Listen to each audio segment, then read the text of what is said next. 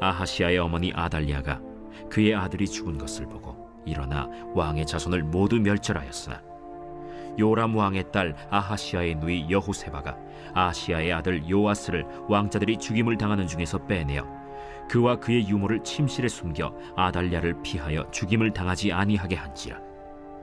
요아스가 그와 함께 여호와의 성전에 6년을 숨어있는 동안에 아달랴가 나라를 다스렸더라.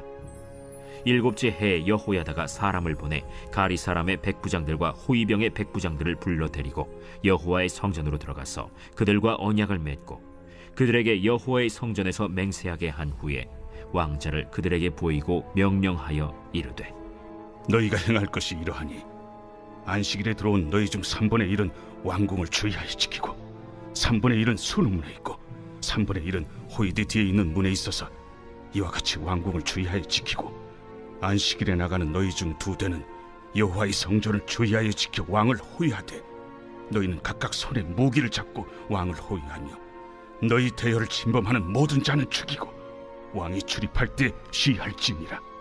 백부장들이 이에 제사장 여호야다의 모든 명령대로 행하여 각기 관할하는 바 안식일에 들어오는 자와 안식일에 나가는 자를 거느리고 제사장 여호야다에게 나아오매 제사장이 여호와의 성전에 있는 다윗 왕의 창과 방패를 백부장들에게 주니 호위병이 각각 손에 무기를 잡고 왕을 호위하되 성전 오른쪽에서부터 왼쪽까지 제단과 성전 곁에 서고 여호야다가 왕자를 인도하여 내어 왕관을 씌우며 율법책을 주고 기름을 부어 왕으로 삼으매 무리가 박수하며 왕의 만세를 부르니라. 아달랴가 호위병과 백성의 소리를 듣고 여호와의 성전에 들어가 백성에게 이르러 보매 왕이 규례대로 단 위에 섰고 장관들과 나팔수가 왕의 곁에 모셔 섰으며 온 백성이 즐거워하여 나팔을 부는지라. 아달랴가 옷을 찢으며 외치되, 반역이로다, 반역이로다. 제사장 여호야다가 군대를 거느린 백부장들에게 명령하여 이르되, 그를 대열 밖으로 몰아내라. 그를 따르는 자는 모두 칼로 죽이라. 하니 제사장의 이 말은 여호와의 성전에서는 그를 죽이지 말라 함이라. 이에 그의 길을 열어주매 그가 왕궁의 말이 다니는 길로 가다가 거기서 죽임을 당하였더라. 여호야다가 왕과 백성에게 여호와와 언약을 맺어 여호와의 백성이 되게 하고 왕과 백성 사이에도 언약을 세우게 하매 온 백성이 바알의 신당으로 가서 그 신당을 허물고 그 제단들과 우상들을 철저히 깨뜨리고 그 제단 앞에서 바알의 제사장 맏단을 죽이니라.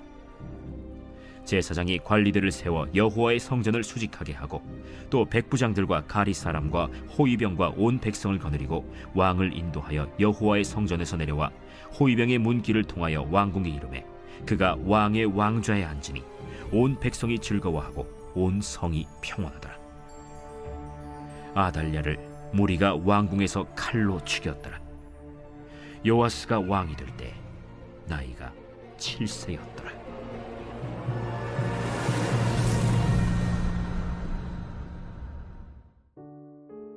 새벽 영성 기도 시간입니다. 오늘은 열왕기하 11장 함께 살펴보겠습니다.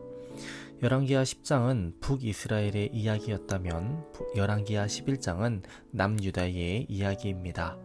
오늘 본문에 가장 많이 등장하는 이름이 있습니다. 바로 아달랴입니다. 아달랴는 원래 북이스라엘의 공주입니다. 그런데 그녀가 남유다로 시집을 오게 되었습니다. 이 결혼을 추진한 왕은 남유다의 여호사밧 왕입니다.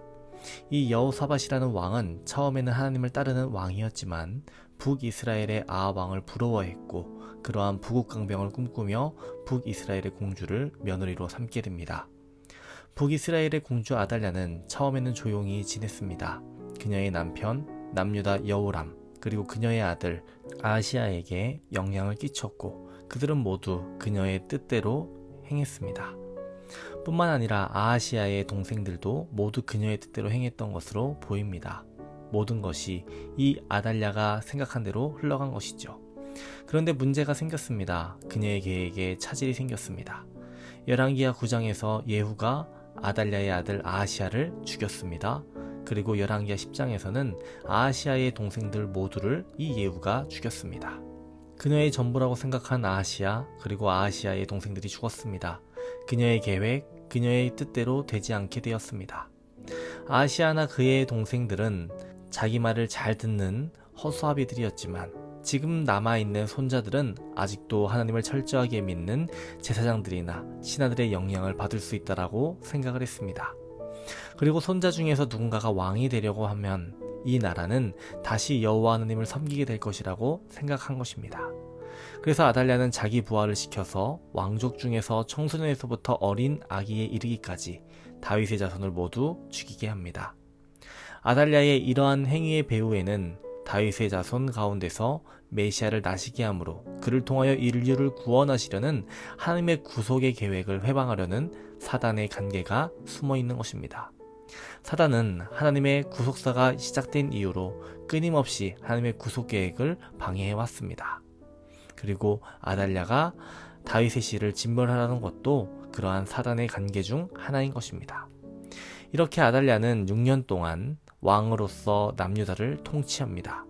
이 6년 동안 유다는 해가 뜨지 않는 밤만 계속되는 나라가 되고 말았습니다. 그녀의 아들 아하시아를 통해 유다를 장악하려는 그녀의 계획은 실패했지만 그녀는 차선책으로 유다를 장악했습니다. 그녀는 아들을 잃기는 했지만 자신의 계획대로 되었다라고 생각했습니다. 하지만 6년 전 아달랴가 모든 손자들을 죽일 때 한 아기가 살아남았습니다. 하나님께서는 유다가 무너지도록 내버려 두지 않으셨습니다.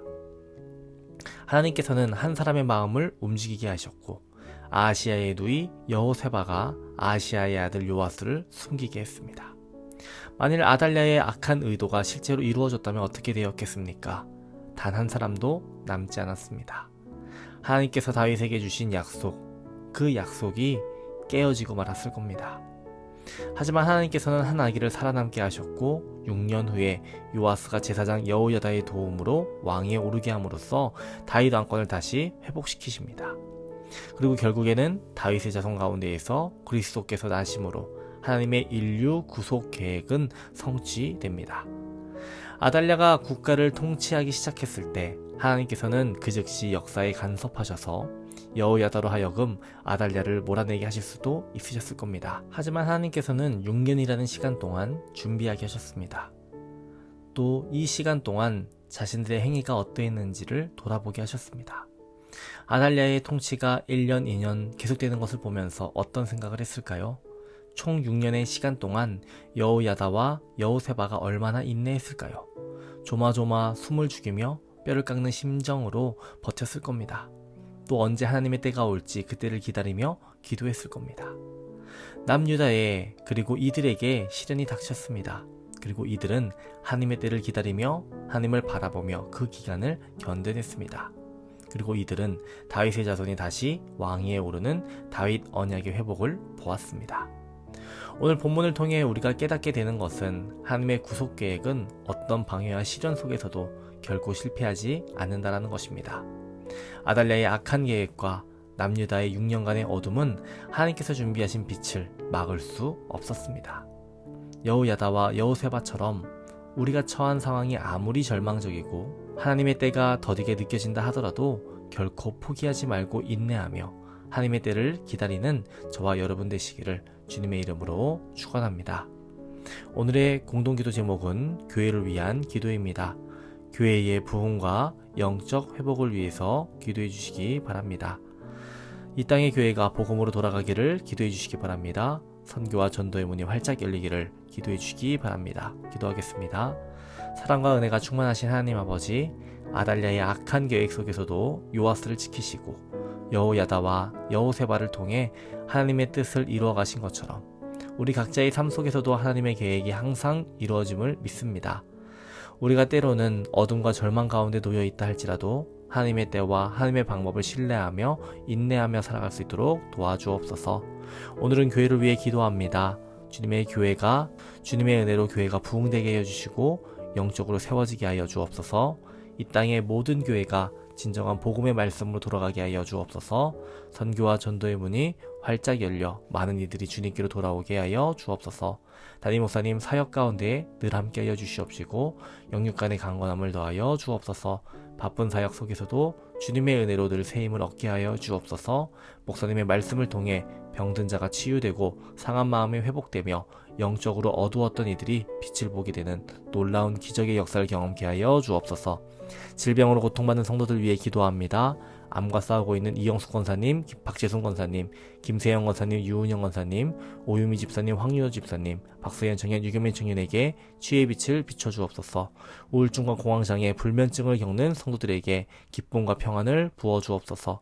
마음에 상처받은 이들 치유하여 주시옵시고 사고로 입원한 성도 회복시켜 주옵소서. 연로하신 장로님과 권사님들에게 위로와 용기를 더해 주옵소서. 노년을 아름답고 은혜로운 시간으로 채울 수 있게 하여 주옵소서. 마지막까지 걸을 수 있는 건강 주시며 힘과 능력으로 살아갈 수 있도록 주여 도와주옵소서. 이 모든 기도 제목에 주님 응답하여 주옵소서. 예수님의 이름으로 기도합니다. 아멘.